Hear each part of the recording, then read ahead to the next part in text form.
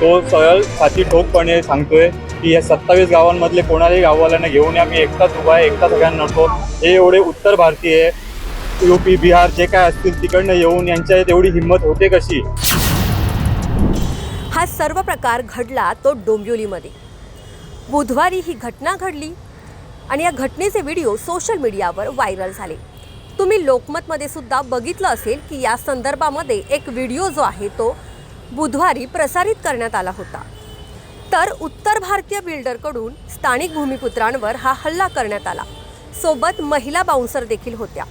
कपडे फाटेपर्यंत महिलांना ओढण्यात आलं. भूमिपुत्रांना मारहाण करण्यात आली.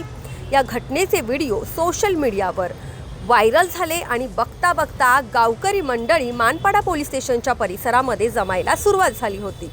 जमलेल्या ग्रामस्थांनी आरोप केला की मानपाडा पोलीस स्टेशनमध्ये बिल्डरवर गुन्हा दाखल करण्यास जाणून बुजून विलंब केला जातोय. यावेळी मानपाडा पोलिसांवरही आरोप करण्यात आले.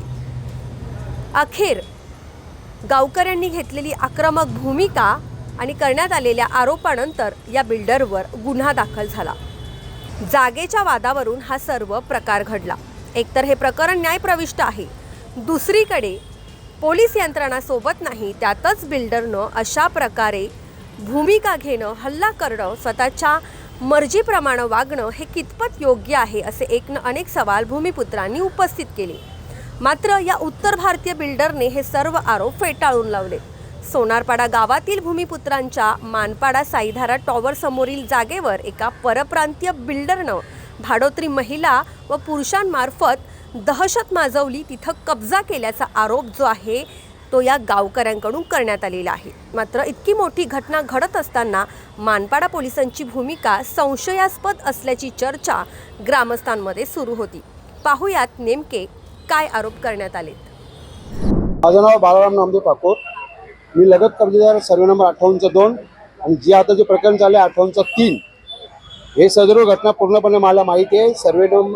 जेव्हा जो सर्वे लावला 8 तारखेला तेव्हा आम्ही त्यांना बेकायदेशीर आहे म्हणून त्यांना धुडकावून लावलं. त्याच्यानंतर पुन्हा त्यांनी 22 तारखेला अर्जंट लावलं आणि अर्जंट लावल्यानंतर तेव्हाही आम्ही हरकत घेतली.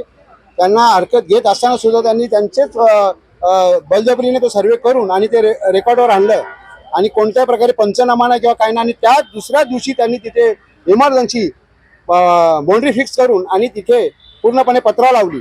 हे दादागिरीने पूर्णपणे तिथे ते दाखवलं. आणि त्याच्यानंतर आम्ही इथे लगेच 25 जुलैला इथे मी आमदारांना पाचारण केलं. नगरसेवक आमचे होते, गावाले आम्ही होते, शेतकरी होते स्थानिक तिथे. आणि त्यांच्यासमोर सुद्धा त्या संदीपान भुमरेने अशी भाषा केली की त्यांनी आमदारांनी सांगितले की बाबा हे भूमिपुत्र आम्ही त्यांच्या बाजूने आहोत, आम्हाला न्याय द्यायचं काम आहे, मी त्यांचा आमदार आहे, मला त्यांच्यावर अन्याय करता येणार नाही.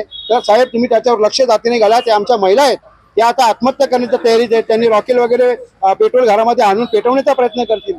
तेव्हा त्यांनी असं हात वर करून सांगितलं आमदारांना की मला काय फरक पडणार आहे, करू द्या ना. अशी भाषा या आमदारांसमोर त्यांनी केलेली आहे आणि हे रेकॉर्डिंग आहे आमच्याकडे. म्हणजे बघा, म्हणजे याचा असा अर्थ आम्हाला निघतोय की सरळ या पोलीस स्टेशनचा जर इथे त्यांना सपोर्ट नसता तर ही यांची हिंमत आहे का यूपी बिहारवाल्यांची? इथे ही घटना किती वाजता घडली आणि इथे तुम्ही स्टेशनमध्ये किती वाजता आलात आणि तुमची तक्रार घेतली का? त्या घटनास्थळी ती 11 वाजता झालेली आहे. मला 11:30 वाजता फोन आला. मी घरातच होतो, माझी अंघोळ झाली होती. मी ताबडतोब 11:45 ते टच झालो. ते प्रकार होऊन गेलं होतं. ते बाउन्सर वगैरे त्यांना मारहाण केली, एवढ्यापर्यंत त्यांनी प्रकरण केलं. तेव्हा आमच्या गावाला जमा झाले, कारण तिथे काय जास्त रहिवासी नाही आहेत. तिथे त्यांचे 4-5 लोक आहेत ते घरामध्ये. ते काय कारण 100 लोकांपुढे काही करू शकत नाही ना. असं ते गुंड आहेत, ते ऍक्च्युली बोनसर पाणी ते गुंड आहेत. त्यांना काय अधिकार तिथे ठेवण्याचा? आम्ही मागे त्यांना सांगितलं समजावून, तिथे साहेब बोनसर वगैरे आणतात, कशासाठी रोज बोनसर आणतात तिथे? नाही मी त्यांच्यावर आला घालतो. तिथे कोणत्या प्रकारे तिथे फक्त एक सिक्युरिटी राहील, एवढंच काम तिथे राहील. पण आतापर्यंत त्यांनी लक्ष घेतलं नाही. हे जर लक्ष त्यांनी केंद्रित केलं असतं आतापर्यंत तर ही घटना आजची झालीच नसती. कशी झाली नसती? कारण हे बेकायदेशीर केलं. आम्ही वारंवार सांगतो, टीएलआरला सुद्धा त्यांनी आताशी धरून पैशाचा फार त्याला माज आहे, पैशाचा पुरवठा करून आणि इथे त्यांना खतपाणी घालून सगळे अधिकारी त्यांनी मॅनेज केलेत. कोणत्या प्रकारे त्यांचा अर्ज स्वीकारत नाही. पोलीस स्टेशनला तक्रार आली की नाही तुमची तक्रार आम्ही घेत नाही, असं त्यांना जबरदस्तीने ते धुडकावून लावतात. म्हणजे हा किती मुजरपणा आहे. मग हे आमच्यासाठी सेवेसाठी आहे का आम्हाला काय दुखावण्यासाठी ठेवले? तिथे पोलिसांचं काम काय आहे? तिथे सर्वेला विरोध होतो, तिथे सर्वे बंद झाला पाहिजे, रिपोर्ट तयार झालं की नंतर होतो ना ते. हे न्यायप्रविष्ट आहे, कोर्टात आहे, सर्कल आपल्या प्रांताकडे आता प्रकरण. तुमची नेमकी मागणी काय आहे? आता आमची मागणी एवढीच आहे की त्यांच्यावर कायदेशीर कठोरपणे कारवाई व्हायला पाहिजे. हा रामेश्वर बिंदेश्वर गुप्ता हा मेन त्याचा आरोप आहे. कारण त्यांनी या आमच्या समाजामध्ये आग लावलेली आहे. त्यांनी जाणून बुजून तिथे आज 20 लाखाचा भाव आहे, त्यांनी 5 लाखांनी घेतले. आमच्याच भावाला समजा त्याच्याकडनं त्यांनी स्वस्तामध्ये गेले आणि त्यांनी तो सातबारा जो आहे तो कोर्टामध्ये होईलच होईल. तो सातबारा देखील त्यांनी बनावट बनवला आणि स्वस्त भावामध्ये जागा घेतलेली आहे. तिथे तो 20 लाखाचा भाव असताना त्यांनी 5 लाखांनी घेतले आणि त्यांनी सरळ म्हटलं होतं की ही जमीन मला स्वस्त मिळली म्हणून मी घेतलेली आहे. आणि त्यांनी कुठल्या प्रकारे तिथे जागा पाहिली नाही. ताबडतोब त्यांनी रजिस्टर केलं आणि वारची जागा घेतली आणि नंतर मोजणी करायला येतो. असा प्रकार झालेला इथे आतापर्यंत.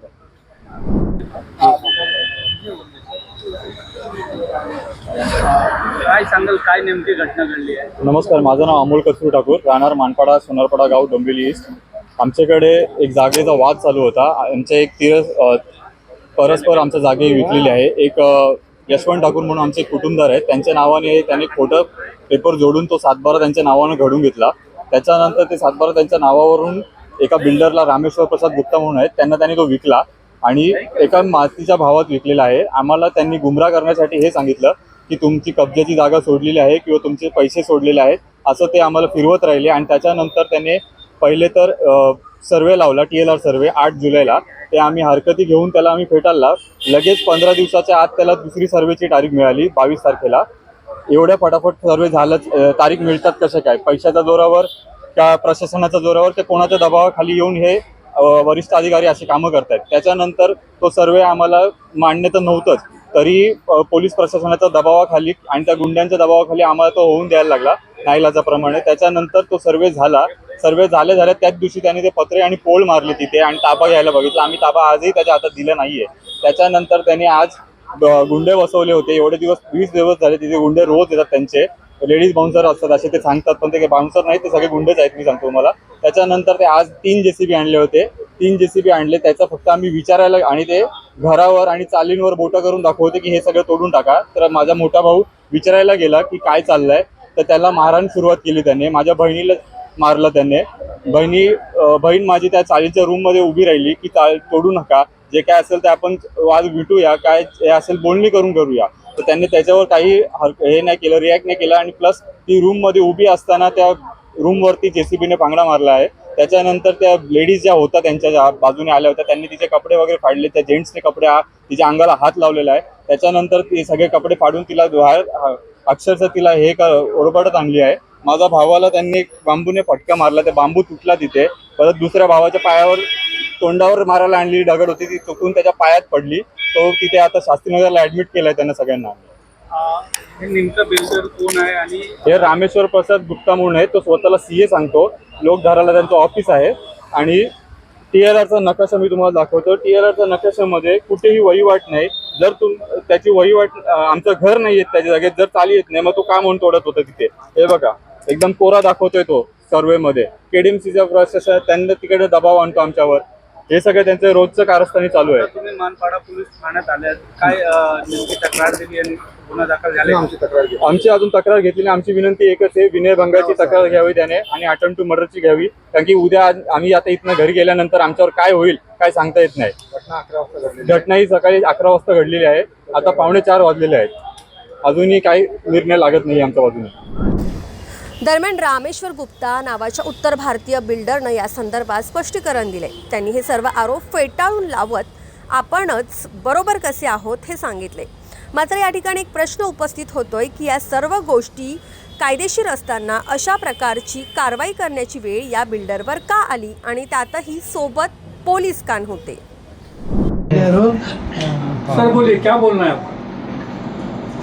नमस्कार भाइयों, मैं रामेश्वर प्रसाद गुप्ता, चार्टर्ड अकाउंटेंट. मेरा प्रोफेशन जो है चार्टर्ड अकाउंटेंट का है. मैं एक कॉलेज बना रहा हूँ पोर्ट गांव में, और पोर्ट गांव में कॉलेज बनाने के लिए मैं बात कर रहा था तो मेरे क्लाइंट हैं यशवंत शांताराम ठाकुर. उन्होंने बोला कि मेरे पास जगह है सर, जगह ले लीजिए और जगह लेने के बाद से उसमें कुछ प्रॉफिट होगा तो फिर आप कॉलेज में लगा दीजिए. तो मैं ऐसा सोच कर करके उनसे मैं 2023 में वो जगह लिया. 2023 में जगह लेने के बाद से वो 2000 पैसा देते देते मेरा 2025 में पहुंचा। 2025 में वो रजिस्ट्रेशन हो गया, 7/12 हो गया। जब मैं ज़मीन पर गया और ज़मीन पर पता लगाने के लिए गया, सर्वे करने के लिए, मुझे पता चला कि वहाँ पर 60 जो है रूम बनाया गया है और एक बंगलो बनाया गया है। जो रूम बनाने वाले में पता चला तो मेरे को पता चला कि वो रूम कौन कौन मिल करके बनाया है। तो उसमें सबसे पहले जो है अपना नरेश ठाकुर है, उसके बाद से अशोक ठाकुर, रवि ठाकुर, अमोल ठाकुर और अभिलाष ठाकुर, ये सभी मिल करके वो रूम को बनाए हैं। 60 रूम को बनाए थे उस जगह पर, और ये सब काम किए थे कोविड के पीरियड में। और सभी वो रूम वालों को झूठा पेपर बना करके, फेक पेपर, फेक 7/12 बना करके 8-8 लाख रुपए में वो 50 लोगों को बेचे हैं। और 10 रूम जो है उसमें से किसी को नहीं बेचे थे, वैसे ही वो खाली था। बाकी हम सर्वे करवाने के लिए सब नियम कानून के अनुसार 7/12 हो गया। सर्वे करवाने के लिए एप्लीकेशन दिया, उसके बाद से मैं पुलिस का प्रोटेक्शन लेकर के सर्वे करवाया, पुलिस का प्रोटेक्शन लेकर के मैं बाउंड्री करवाया। और बाउंड्री करवाने के बाद से हम जब भी वहाँ पर जाते थे तो अभी ये जो बंगले वाले थे तो वो हमसे रिक्वेस्ट करते थे कि हमको बंगला हमारा छोड़ दीजिए। एक दिन हमारे ऑफिस में भी आकर के, और मैंने बोला कि आप बंगले का रिक्वेस्ट करते हो तो बंगले में छोड़ दूंगा। और ये सभी रोने लगे। और मैंने उनको रिक्वेस्ट किया कि भाई मैंने उनको बताया कि मैं आपका बंगला नहीं टच करूंगा।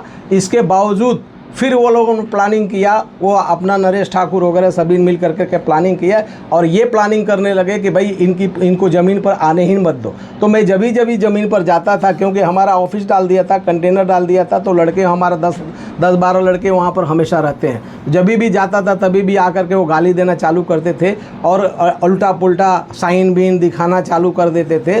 तो मैंने आकर करके ये 3 बार मैंने सीनियर PI संदीपन सर को मैंने रिक्वेस्ट किया कि सर ऐसा घटनाएं हमारे साथ में हो रही है और इसको FIR दर्ज करो। देखो ये क्या किए हैं, 420 का पेपर बना करके, फेक पेपर बना करके ये 50 लोगों को मिसगाइड करके 8-8 लाख रुपया करके 4 करोड़ रुपया कलेक्शन कर लिए हैं।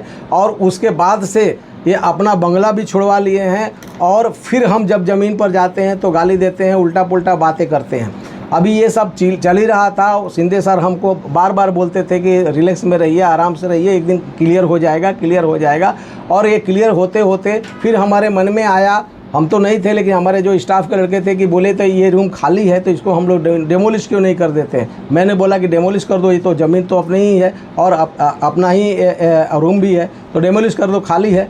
तो उसका खाली होने के बाद से जैसे ही हम डेमोलिश करने के लिए लोग गए, ये लोग कूद करके आकर के सबके ऊपर पड़ गए और सब गाली देने लगे, मारा पीटी करने लगे। हम तो यहाँ पर थे ही नहीं, मैं तो ये कमरा अपील का केस था, मैं बॉम्बे में था।